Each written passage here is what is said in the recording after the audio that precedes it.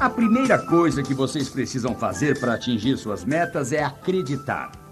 Vocês precisam acreditar na empresa. Vocês precisam acreditar nos conceitos. Vocês precisam acreditar nos produtos. Vocês precisam acreditar em marketing de rede.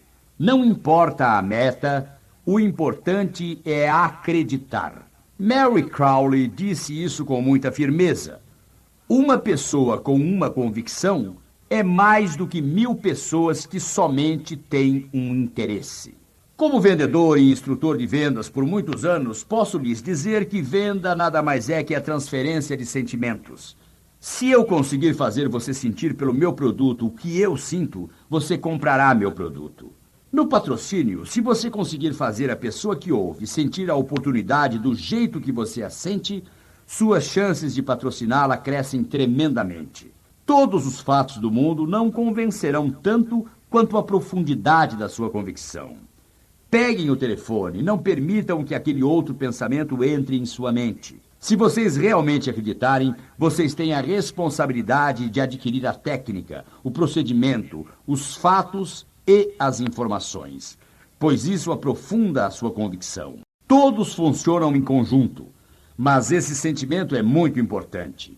Acreditem, ele é importante. Acreditem que vocês vão atingir essa meta. Esse é o ponto de partida.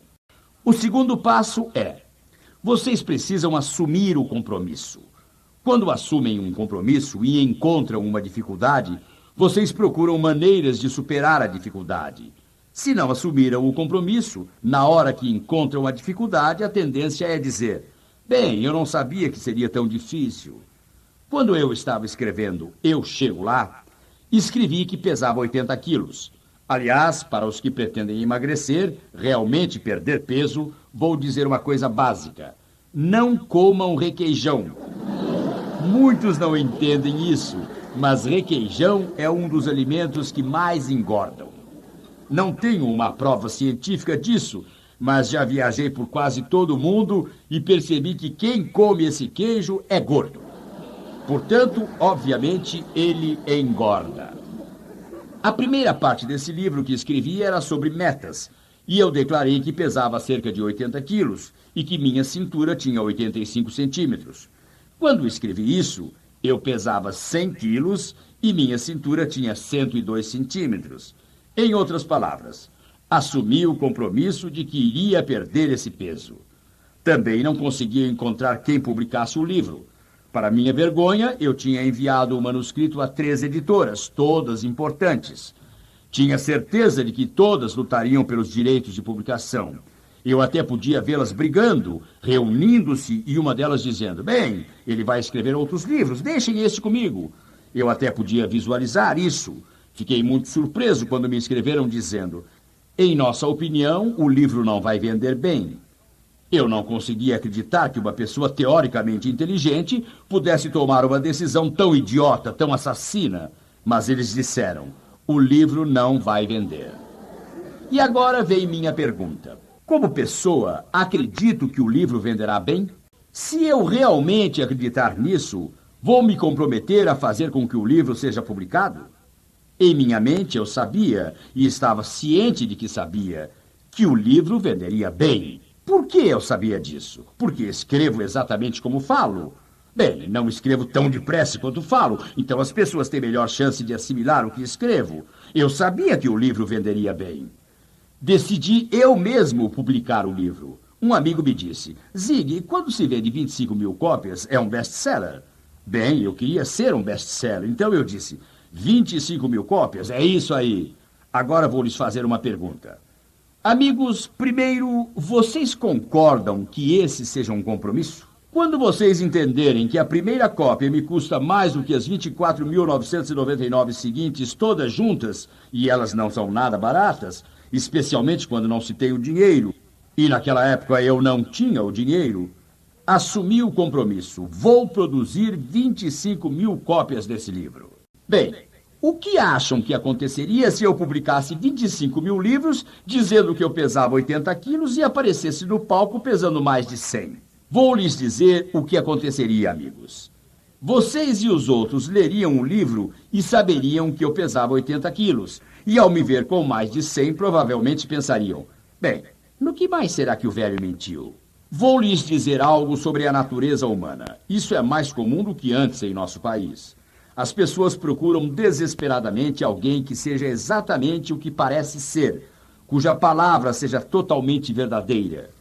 Todos os relacionamentos se constroem com base na confiança. Se você não tiver confiança, então nada existe. Não conheço sua experiência, mas posso apostar que é exatamente igual à minha. Se uma vez pego alguém mentindo, passo a duvidar de tudo que essa pessoa me disser na semana seguinte, no mês seguinte, daqui a 10 anos. Minha credibilidade estava em jogo. Assumi o compromisso de publicar o livro. Assumi o compromisso de emagrecer. Para atingir suas metas, você tem que construir uma base sólida. Meu amigo Lou Holtz, um dos homens que mais respeito em nossa sociedade, e uso este exemplo por causa do princípio e não do homem, embora, como digo, respeito muito esse homem.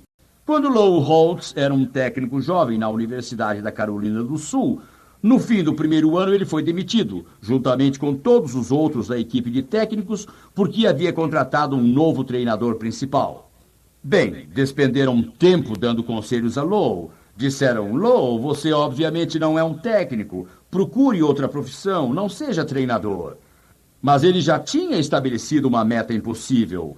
Ele já tinha assumido o compromisso de um dia ser o técnico principal da Universidade de Notre Dame. A Ohio State lhe deu uma chance como técnico assistente e, depois de trabalhar lá um ano, a Universidade de William and Mary o chamou para ser o treinador principal. Lá o seu trabalho foi tão bom que a Universidade da Carolina do Norte o chamou e ele foi o melhor técnico que a faculdade já teve. Depois trabalhou um ano com os profissionais do New York Jets, mas percebeu que não gostava de ser técnico de jogadores profissionais. Ele adorava trabalhar com jovens cuja vida podia influenciar. Então passou a trabalhar na Universidade de Arkansas, onde ganhou inúmeros jogos. Em 1979, seu time foi chamado para participar do torneio Orange Bowl. Umas 2 semanas depois do convite, encontraram 3 de seus jogadores com uma mulher no quarto. Esses jogadores eram todo o seu ataque. Quando Lou investigou e descobriu que era verdade, imediatamente dispensou os 3 rapazes. Isso foi no dia em que ele se tornou o principal técnico da Universidade de Notre Dame. Ele não foi transferido naquele dia. Foi muitos anos mais tarde, mas esse foi o dia em que se transformou no técnico principal. Porque os dirigentes da Notre Dame disseram: este é um homem que coloca os princípios acima do fato de vencer. Para ele, caráter é o principal.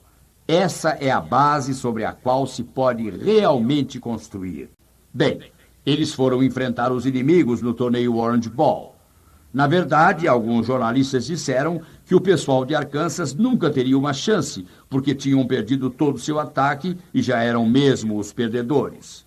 Muitos acreditavam que Holtz deveria retirar a equipe do torneio, mas a palavra desistir não faz parte do vocabulário de Holtz. Ele considera isso uma coisa pessoal. Quero enfatizar uma coisa, meus amigos. Não é o que acontece a vocês, porque as coisas vão acontecer. Mas a maneira de vocês lidarem com o que acontece a vocês é que vai determinar se vai ou não dar certo. Holtz reuniu sua equipe. Ele disse: bem, vamos ver o lado positivo. Vamos considerar o que temos, não o que não temos. E o que temos? Um membro da equipe disse: temos o melhor apontador de todo o país. Eles escreveram: temos o melhor goleador do país. Vamos escrever isso. Temos a melhor defesa do país. E assim continuaram com a lista. Eles nunca olharam para o que tinham perdido, somente para o que tinham. Olharam para o que é positivo. E o resto é a história. Eles venceram o jogo com facilidade. Caráter é a chave. Vou lhes dizer uma coisa que posso garantir que os deixará totalmente surpresos, por ser óbvio, simples e a verdade básica. Vocês sabiam que são necessárias 25 mil famílias de trabalhadores não qualificados para produzir um membro da lista Quem é Quem dos Estados Unidos? 2.500 famílias de dentistas 1.200 famílias de ministros episcopais para produzir um membro da lista Quem é Quem dos Estados Unidos, e são necessárias 7 famílias de missionários para produzir um membro da lista Quem é Quem dos Estados Unidos? Por quê? Raciocinem comigo durante uns minutos. Por que isso? O motivo é simples. Primeiro, vocês não sabem que todas essas famílias de missionários têm um tremendo senso de compromisso. Pensem nos exemplos que são. Pensem no fato de que seus filhos talvez não tenham muitas coisas, mas eles têm uma mãe e um pai, e a mamãe e o papai falam com eles. Eles não têm televisão. Pensem na enorme vantagem que isso lhes dá. Eles assumiram um compromisso. Obviamente têm uma fé enorme. Eles ensinam paciência. Eles aprendem disciplina. Eles aprendem modéstia. Eles aprendem como lidar com adversidades. Agora estou falando sobre algo que todo ser humano que ouve esta fita pode construir. Não usei nenhuma vez a palavra intelecto aqui. Também não usei a palavra educação, porque, como sabem, existe uma grande diferença entre escola e educação. Entendam, vocês podem se formar na escola, isso é até fácil de fazer, mas você nunca completa sua educação, e isso raramente é fácil. E essa gente teve uma educação maravilhosa nas coisas que são realmente importantes. Com o marketing de rede, vocês podem obter a melhor educação do mundo aqui mesmo. Continuem, e é isso que fará a diferença. Construímos uma base, e se essa base for sobre honestidade e caráter, integridade e fé, amor e lealdade, se vocês tiverem a base certa, o seu início será magnífico. Sem uma base, tudo que construímos acaba caindo, sendo destruído. Anos atrás estive em Calgary, no Canadá. Subi na Calgary Tower, uma torre enorme. A única maneira que posso medir isso mentalmente é dizendo que é mais alta que 2 campos de futebol americano. Entramos no elevador e havia uma gravação nos informando isso. Ela dizia: esta torre pesa 13.000 toneladas e 7.000 delas estão no subsolo. Com esse tipo de base, pode-se subir no mundo, meus amigos. Andem em qualquer cidade dos Estados Unidos. Qualquer bom arquiteto ou engenheiro pode olhar para o buraco no chão e lhes dizer a largura, a profundidade e a altura do futuro edifício. Porque é a base, a fundação que determina isso. Ao construir seu negócio, ao construir sua vida, vocês precisam construir uma base sólida, uma fundação sólida. Número 4. É necessária a responsabilidade disciplinada diária. Lembrem-se disso para o resto de suas vidas.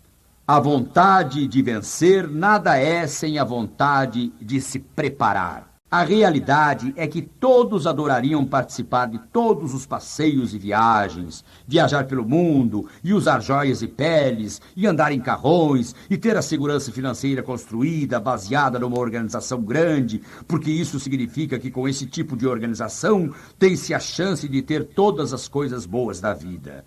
Todos adoraríamos ter tudo isso, mas a questão é, quem está disposto a construir tudo isso? Para construir isso, amigos, começa-se com aquela base sólida. Que diferença isso faz? E os números realmente se somam. É isso que me entusiasma no marketing de rede. Vocês estão no negócio dos números. Vejam, vocês patrocinam alguém que, por sua vez, patrocina outra pessoa. Vou lhes perguntar uma coisa. Quantos de vocês aqui hoje conhecem alguém que mora em outro lugar? Levantem as mãos. Acredito que isso inclua todos da face da Terra, não é? O seu plano funciona exatamente como o nosso plano familiar funcionou. Minha mãe teve 12 filhos. Ela teve 44 netos. Agora, minha mãe nunca poderia ter tido 44 filhos. Mas o que ela fez foi produzir alguns produtores. Não é esse o nosso objetivo? Não é exatamente isso que queremos fazer? Existe um limite quanto ao número de produtores ou quantas pessoas vocês podem patrocinar, mas não há nenhum limite quando se começa a calcular ao número de produtores produzidos, que por sua vez produzem mais produtores, que por sua vez produzem um número ainda maior de produtores. Entendam, a riqueza é acumulada quando seus filhos a investem, começam a ter filhos. E então seus netos começam a ter filhos, e os seus bisnetos e todas essas coisas. Aqui, quando falo de responsabilidade disciplinada diária, estou falando de todos os dias como um dos seus objetivos. Se vocês quiserem atingir seus objetivos no marketing de rede, vocês precisam ter isso em mente. Como uma dessas metas de curto prazo é falar com alguém sobre o negócio todos os dias. Não precisam fazer uma palestra, não precisam dizer muito, somente mexer com a curiosidade das pessoas. Seria bom lhes dar uma fita. O que fazem fora de seu emprego normal, amigos, determina a que ponto chegarão em seu emprego. Sobre o que estou falando? Quero simplesmente dizer que se ficarem acordados a noite toda, bêbados, não serão produtivos no dia seguinte. Isso faz sentido, não faz? Está bem, vamos um passo adiante. Vocês sabiam que nos Estados Unidos fizeram uma pesquisa sobre as fábricas típicas e observaram que os trabalhadores horistas passam uma média de 30 horas por semana assistindo televisão. O supervisor assiste televisão uma média de 25 horas por semana. O mestre, uma média de 20 horas de TV por semana. Já notaram a tendência? O superintendente da fábrica assiste a 15 horas de televisão por semana. O vice-presidente, entre 12 e 15 horas. O presidente assiste entre 8 e 12 horas de televisão por semana. E o presidente do conselho assiste de 4 a 8 horas por semana, sendo 50% desse tempo vídeos de treinamento. Agora vou lhes fazer uma pergunta. Pensem nisso se estiverem ouvindo a fita. O que acham que aconteceria ao pessoal de linha que ganha salário mínimo se essas pessoas, em vez de ficar 30 horas na frente da televisão, passassem 20 horas assistindo TV e 10 horas por semana no marketing de rede, 10 horas por semana participando de cursos e 10 horas por semana fazendo algo que os prepara para seu futuro?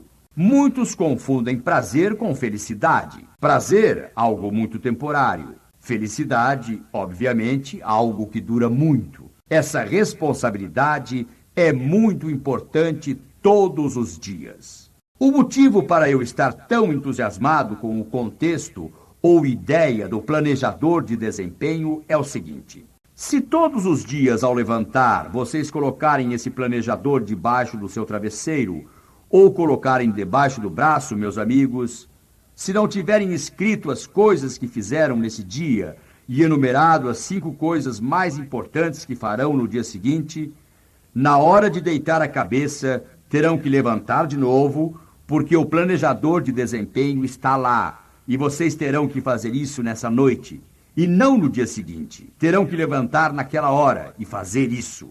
Quando vocês assumem a responsabilidade, é aí que as coisas começam a acontecer em sua vida. Número 5. Vocês têm que estar em boa forma física.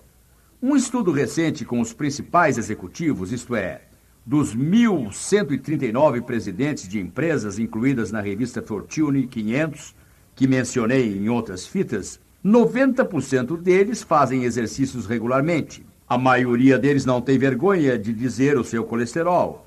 Menos de 10% fumam. 92% têm altos níveis de energia, e isso é só parte da coisa. Quando a gente está em forma, a diferença é física. Precisamos estar em forma mentalmente. A Universidade de Harvard e a Universidade de Stanford revelaram que 85% do motivo de as pessoas obterem empregos e progredir nesses empregos é que elas têm a atitude mental correta. Novamente, vocês são o que são e estão onde estão pelo que têm em sua mente. Vocês podem mudar o que são e onde estão, mudando o que têm em sua mente. Essa ideia é importante. Se quiserem mesmo ser bem-sucedidos, estejam em boa forma mental. Adquiram boa forma espiritual. Não sei quem vocês são. Provavelmente isso já aconteceu. Se ainda não, certamente acontecerá.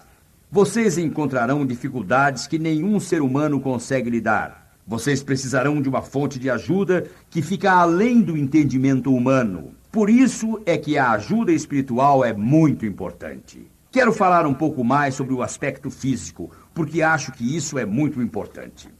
3 coisas básicas. E parte disso irá surpreender alguns de vocês. Durante um período de tempo, vocês precisam se certificar de que estão dormindo o tempo suficiente. Sei o que estão pensando agora. Zig, isso vai ser difícil. Mas chega a hora em que esse relógio vai dizer: ei, estou perdendo eficiência, estou perdendo entusiasmo, estou perdendo energia. Durante o sono, o cérebro reproduz certas substâncias químicas necessárias para manter o equilíbrio do corpo. Durmam o suficiente. Número 2. Vocês precisam seguir um programa de dieta e exercício. Sei de muita gente que diz: bem, Zig, quando terei tempo para me exercitar? Vou lhes dizer uma coisa. Vocês não têm tempo para não se exercitar, porque quando se exercitam, aumentam tanto a sua resistência, o seu nível de energia, que para cada minuto que despendem se exercitando, vocês obtêm um retorno de pelo menos 3 minutos em maior produtividade e maior resistência.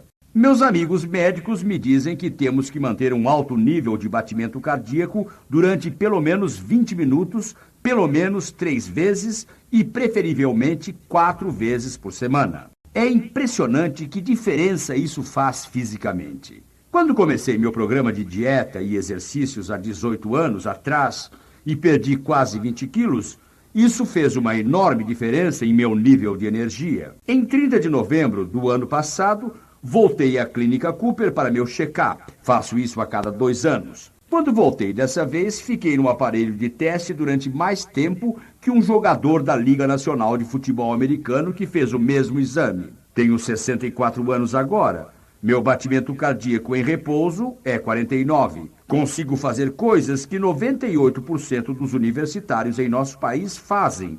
Meu nível de energia está mais alto do que era quando eu tinha 25 anos de idade. Isto simplesmente significa que posso fazer mais. Quando dou uma palestra de 1 hora, queimo mais energia pura que um trabalhador em 10 horas de trabalho. Portanto, quando dou seminários de 2, 3, 4 horas, queimo uma tremenda quantidade de energia. Falo cerca de 280 palavras por minuto e às vezes chego a 550. Queimo muita energia. Muitas vezes, quando faço esta palestra, o Dr. Cooper, atualmente um bom amigo, me diz: sim, Zig, você está ótimo. Vou lhe contar sobre uma senhora de 65 anos, Zig. Ela mora aqui em Dallas. Ela começou a fazer Cooper quando tinha 59. Acaba de participar de sua 10ª maratona e 2 delas eram de 80 quilômetros. Fico meio sem graça e ele diz: ah, Zig, também tem a estudante de 14 anos. Ela também mora aqui em Dallas. Posso apresentá-lo a ela. Ela ficou no aparelho de teste muito mais tempo que você. Não vou dizer quanto. Você ficaria envergonhado se eu contasse. Quero dizer que qualquer um pode aumentar muito a sua própria resistência. Cerca de 1 ano atrás, li que começaram um programa de levantamento de peso para pessoas de mais de 90 anos e ficaram surpresos com os resultados, como as pessoas se sentiam, com a atitude mental delas, sua visão da vida, sua energia, sua exuberância. É realmente fenomenal o que isso faz. Comecem um programa de dieta e exercícios. E número 3, evitem venenos. Perdemos 150 mil pessoas por abuso de bebidas alcoólicas. Então, amigos, esses são os seus problemas.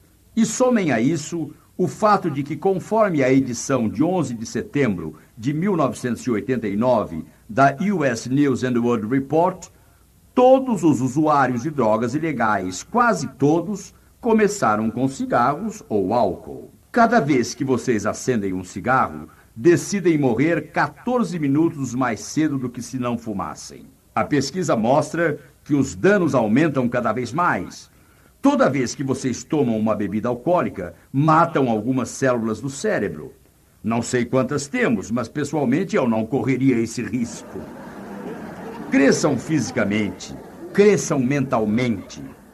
Vou lhes dizer 3 coisas que podem fazer mentalmente com muita rapidez, porque precisam se aprontar para isso. Primeiro, se aprenderem uma nova palavra por dia. Qualquer um pode aprender uma nova palavra por dia, mas a pessoa típica só aprende 25 palavras novas por ano. Se vocês aprenderem apenas uma nova palavra por dia, em 5 anos conseguirão falar com qualquer um e sobre qualquer assunto, porque cada palavra tem 2 ou 3 amigas. E essas 2 ou 3 amigas têm 2 ou 3 amigas. E quando perceberem, estarão em condições de falar fluentemente com muita gente. Não porque vocês usam palavras difíceis, mas porque possuem largueza e profundidade de entendimento. E isso fará a grande diferença. Uma palavra por dia. Vince Robert, do Canadá, tinha 37 anos de idade e frequentou a escola até o 5º ano primário. Era motorista de táxi, passava horas por dia na frente do aeroporto, na frente de hotéis, esperando corridas. Um dia ele teve uma ideia brilhante. Comprou um livro, um dicionário bem grande. E a partir da primeira página, ele começou a estudar e aprender palavras. O resultado foi que ele aumentou tanto sua educação, seus conhecimentos e a profundidade de seu entendimento que começou a investir no mercado de ações. Acabou comprando a empresa de táxis, tornou-se um homem rico e hoje dá palestras ensinando como fez isso. Vamos voltar à história de Thom Hartmann e também à história de Vince Robert. Comparem a sua situação neste momento com a desses dois. E posso apostar 9-1, minha aposta favorita, que nesse momento vocês estão em condição infinitamente melhor em todas as áreas que os dois quando começaram. Entendam, tudo o que estou mencionando é possível de se fazer. Só que vocês é que têm que fazer isso. Vocês mesmos precisam fazer isso. Ninguém mais irá fazer por vocês. Número 2. Leiam 20 minutos por dia. É ridículo eu dizer 20 minutos por dia, mas estou falando de ler algo sobre o negócio, algo sobre a sua profissão, algo sobre a natureza humana, algo sobre relacionamentos, algo que fará uma diferença em sua vida. Se vocês lerem 20 minutos por dia e forem um leitor médio, isso significa 220 palavras por minuto. Dentro de um ano, vocês terão lido 20 livros de 200 páginas. São 18 a mais do que lê uma pessoa média. Pensem na vantagem competitiva que isso lhes dará. Vocês precisam obter essa educação, ler 20 minutos por dia. E conforme meu amigo Don Hudson, que dá muito treinamento em vendas, o vendedor típico dos Estados Unidos, e obviamente muitos de vocês são médicos ou advogados, ou ministros religiosos, ou outra coisa, mas o vendedor americano típico passa 510 horas por ano dentro de seu automóvel. E o seu automóvel deve ser a melhor instituição educacional do mundo. Enquanto estão em seus automóveis, vocês podem aprender sobre administração financeira, podem aprender sobre patrocínio, podem aprender sobre comunicação, como fechar uma venda, como ser mais convincentes. Vocês podem aprender sobre arte chinesa, uma língua estrangeira. Vocês podem estudar a Bíblia, podem aprender sobre aconselhamento, podem aprender tudo o que possam imaginar. De fato, eu até me divirto às vezes quando as pessoas ficam presas no trânsito. Elas dizem, que droga esse trânsito parado, quando é que farão alguma coisa contra isso? Na realidade, eles deveriam considerar o congestionamento de outra maneira e dizer, acho que vai levar uns 30 minutos até eu poder passar. E nesses 30 minutos posso aprender 5 palavras novas, posso aprender como fechar 2 novas vendas, posso aprender 3 versos novos, posso aprender. Vou lhes dizer uma coisa. Vai parecer um exagero, mas darei minha palavra. É verdade. Se eu tivesse que escolher entre o automóvel mais luxuoso dos Estados Unidos, sem um toca-fitas ou algo onde pudesse tocar minhas fitas, eu lhes digo com firmeza que preferiria dirigir um Fusca com um toca-fitas. Isso porque, amigos, é realmente um fato da vida, um desenvolvimento, que enquanto você está no carro, você tem uma oportunidade maravilhosa para obter educação. Invistam em vocês mesmos. É isso que estou dizendo. Benjamin Franklin disse isso de maneira muito eloquente. Quando você coloca moedas em sua mente, a mente transbordará seus bolsos, retornando um número infinitamente maior de moedas. Em seu automóvel, obtenha educação. Sim, eu sei que isso requer disciplina, e muita gente entende errado o que é disciplina. Acho que Sybil Stanton escreveu isso da melhor maneira. A verdadeira disciplina não fica atrás de você cutucando com imperativos. Ela fica ao seu lado, mostrando incentivos. É um benefício pessoal. É algo que pode fazer uma diferença dramática em sua vida. Gosto muito do ditado que diz: estou disposto a fazer hoje o que a maioria das pessoas não faz. Portanto, amanhã poderei viver como a maioria das pessoas não podem. Vocês querem atingir suas metas? Então precisam simplesmente mudar seu vocabulário. Durante anos e anos viajei pelo país dizendo às pessoas: vocês precisam pagar o preço. E eu conseguia usar um tom de voz e uma expressão em meu rosto tão fortes que isso levava quase todos às lágrimas. Pagar o preço. Pode parecer que você está dizendo um monte de bobagens. Lembro-me que naquele período de 10 meses em que viajava e dizia, porque as pessoas me perguntavam: você realmente queria sair da cama às 5h30 da manhã? Naquela época, eu achava que era a única hora em que podia correr. Para mim, era a pior hora do dia para me exercitar, mas eu achei que era a única hora possível. Não é surpreendente que temos ideias tão erradas? E assim, todas as manhãs, às 5h30, meu relógio de oportunidades tocava e, sabe, muitas vezes eu esticava o braço e desligava e me dizia: Ziegler, o que um gordo de 46 anos como você está fazendo? Saindo da cama para correr pela vizinhança? Então eu olhava para minha barriga e pensava: você quer ter essa aparência ou quer ter a aparência do modelo que veste as cuecas jockey? Bem, eu não queria ter a minha aparência, então saía da cama e corria. Mas não pensem que eu me sentia positivo, entusiasmado ou estava motivado para isso. Eu estava correndo. E Ziegler, o que está tentando fazer? Você é um velho gordo de 46 anos de idade. Você deveria estar na cama dormindo. Seus amigos estão fazendo isso, estão se divertindo enquanto você está tentando se matar. Ah, eu sei que você disse que faria isso, e quando você disse que vai fazer alguma coisa, faz mesmo. Ah, eu me lembro desse tempo, mas eu estava cansado de estar cansado. Eu assumi o compromisso de fazer o que estava fazendo e não deixei de cumpri-lo. Lembro-me do momento mágico até hoje. Depois de uns 10 meses no programa, eu estava em Portland, Oregon, e era um lindo dia de primavera. Eu estava no campus da Universidade Estadual de Portland, era meio-dia. Eu tinha um seminário às 4h. Enquanto corria naquele dia, de repente notei que estava leve, minha respiração estava tranquila, e nesse momento, meus amigos, entendi uma coisa e mudei meu vocabulário totalmente. Você não paga por sua boa saúde, você obtém os benefícios da boa saúde. Você não paga o preço de ter um bom casamento, você paga o preço de ter um mau casamento. Você obtém os benefícios de um bom casamento.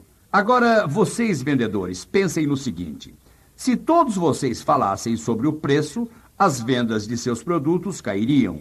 Vocês falam dos benefícios.